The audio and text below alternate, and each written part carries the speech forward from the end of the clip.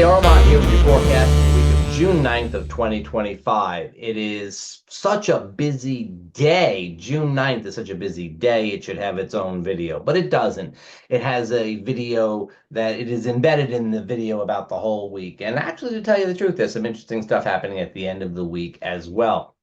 But the vibe that we'll be feeling from, let's say, Sunday the 8th all the way through, well, let's say Thursday the 12th is pretty intense. I would say that it is one of the more active celestial periods.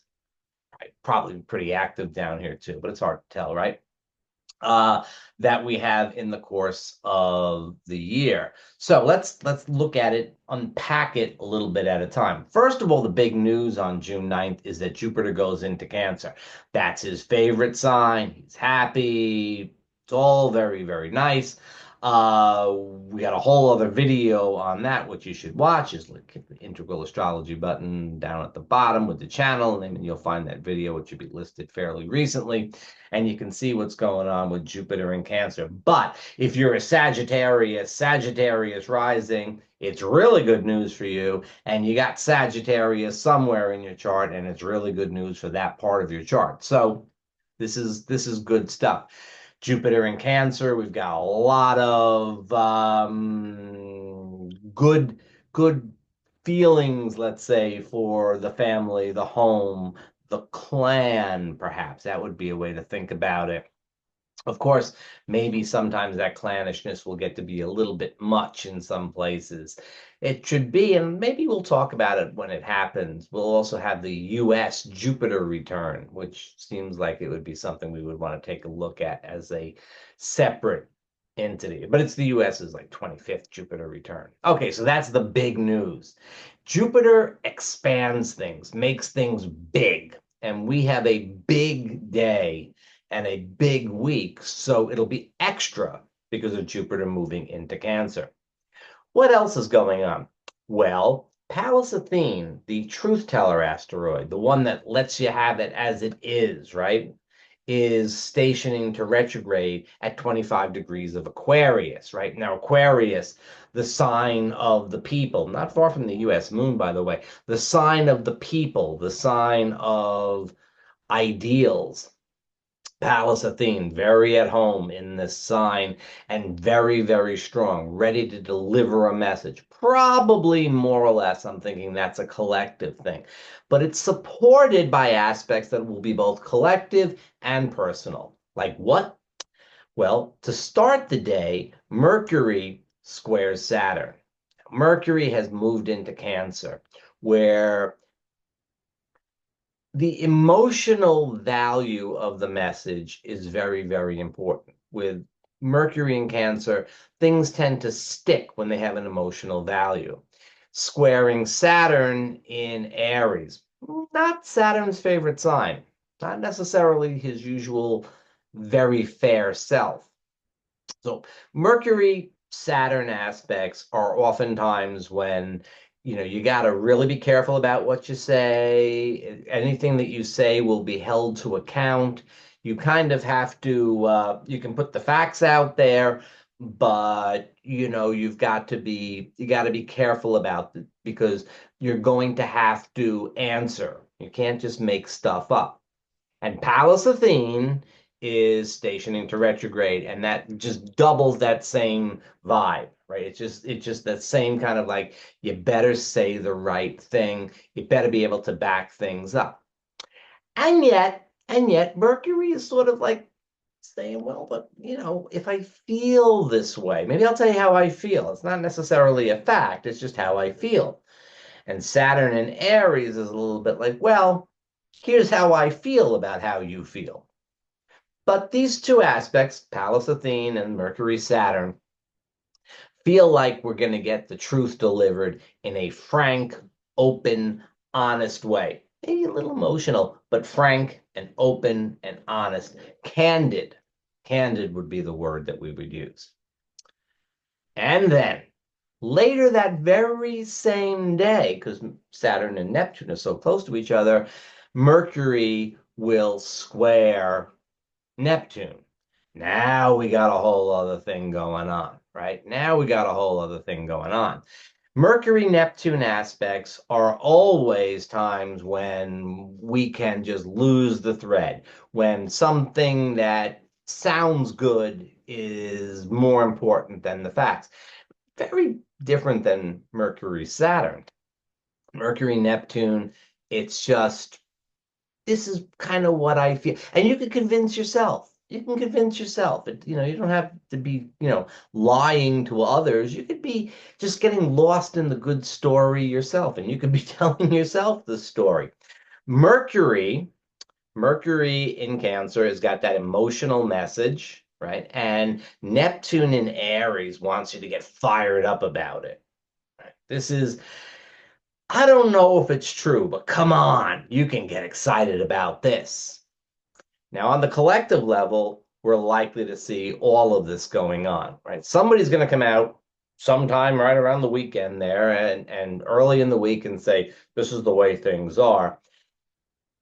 And then there's this kind of murky, maybe possibly true, but probably just sounds good aspect of things.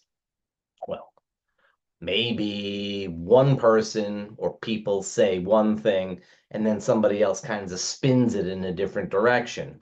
Or maybe somebody puts the facts out there and then somebody else later takes those facts and pushes them up.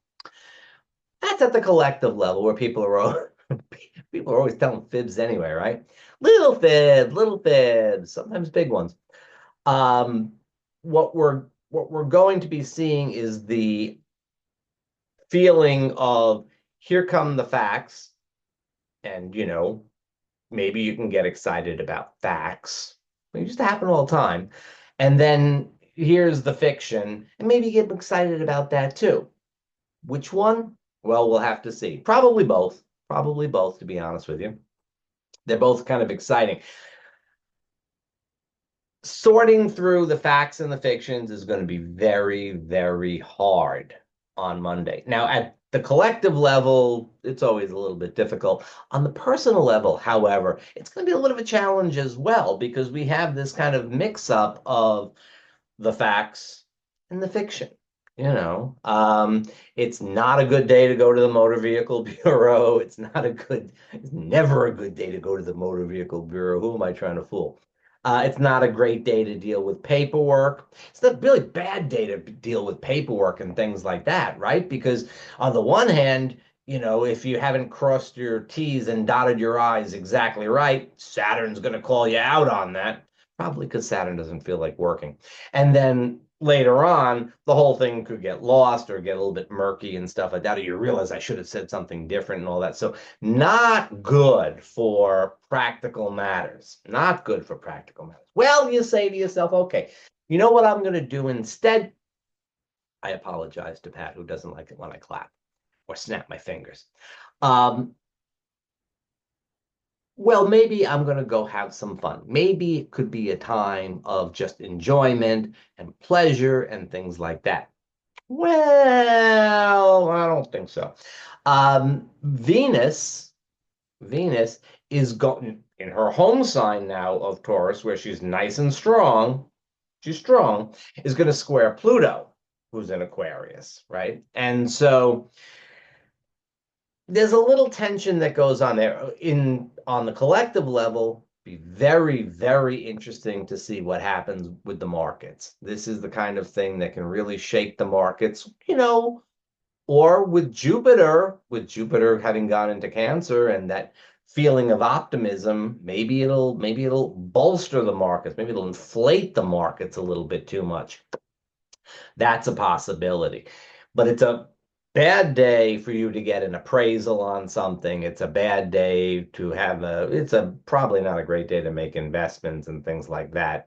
It's just not very clear where things are. Generally speaking, Venus and Taurus is going to be very helpful for those things, but probably not right now. And again, that Jupiter kind of inflating and giving us the sense of optimism. Even if it works out well in the short run, we're going to have to see. So, Venus, Pluto.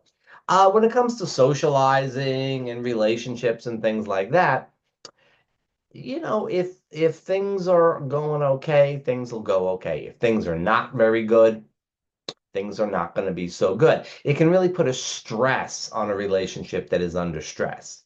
But it shouldn't really have much to do for relationships that are not under particular stresses. But that's a lot of stuff to be going on one day. Pallas Athene stationing, Mercury squaring Saturn, and then Neptune. Jupiter goes into Cancer, and Venus squares Pluto all at once. Works on the collective level, works on the personal level. It's a little much for Monday to handle, a little much for a Monday. The next thing that happens is on Wednesday, June 11th, when we have the Sagittarius full moon. Now, all things being equal, which they ain't, this would be pretty good, right? The Sagittarius full moon is kind of like Sagittarius is Jupiter's home sign. The Sagittarius full moon is kind of like a welcome sign for Jupiter. Like, hey, you got out of Gemini and now you're in Cancer and now we got a full moon in your home sign. This is going to be good. All things being equal. On the collective level, Sagittarian energy, especially with a full moon, can indicate a polarization, you know, polarization greater than usual, let's call it. Let's assume such a thing is possible. It can indicate polarization. It can indicate bringing things to a head and maybe working off of that misinformation and misinterpretation of the real information that would be kind of part of the beginning of the week. On the other hand, for many of us, if we are able to sort of negotiate the first couple of days of the week, then the Sagittarian energy at midweek, at that full moon, Sagittarius, it's a fire moon, right? Fiery, inspired, enthusiasm. Jupiter's in Cancer. The sun is still in sociable Gemini. Come on, come on. It ought to be kind of okay. So let's say good vibes for that. Well, okay. There's some other stuff that goes on, but it's really the 15th that we have to keep our eye on. Let me see what time on the 15th. 14th and 15th. Well, for one thing, Jupiter squares Saturn. If you are Sagittarius or Sagittarius rising, you might find that to be a little bit of a type of thing, but it should work out kind of okay because Jupiter is in a much better place than Saturn right now. That's a collective aspect. I talked about it in the Jupiter and Cancer video. It's an assessment of where we are relative to late 2020 in our whole social transition. We have to see. All right. That's that aspect. You know, if you want to watch the news or something like that, you'll probably get some interesting information about it. On the other hand, you don't have to look to see what's going on when Mars squares Uranus. Mars is in Leo, Uranus is in Taurus, and these two planets are both a little edgy with each other, right? So Mars is the action principle, Uranus is change and revolution and turning things around. So what happens is we get a little impulsive, right? Everybody's going to be feeling a little impulsive, kind of want to do your own thing. And it's Mars, you see. It's not just even Uranus stationing or something like that, where we all feel it, but what are we going to do with it? Mars makes us want to act on our impulses. Okay, I'm going to say it, but I'm going to say it anyway. You got to be careful with driving. You got to watch out for people that might be spoiling for a fight, either on the roads or otherwise.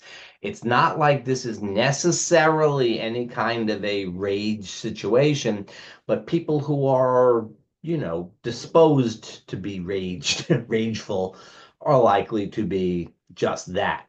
This is not an aspect that people are going to have an easy time containing. This is this kind of impulsivity, but you got to act on the impulsivity. find a good, healthy way to do it. You know, think about it now. Think about it now while you're watching the forecast so that when the weekend comes, you'll be kind of ready for it. Because this energy definitely does rattle through the weekend. And so you kind of want to be, just a little careful. This is not like go hide under your bed and don't do anything. It's not that. That's not the message I'm trying to get out there ever. People, maybe you, are going to be a little irritable and have a short trigger.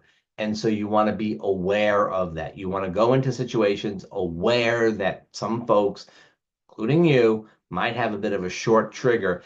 And so, you can stop yourself from engaging, you can stop yourself from flying off the handle, and you can say to yourself at the end of it, wow, this was really, really tough and exciting and vibrant energy this week, and I handled it just fine.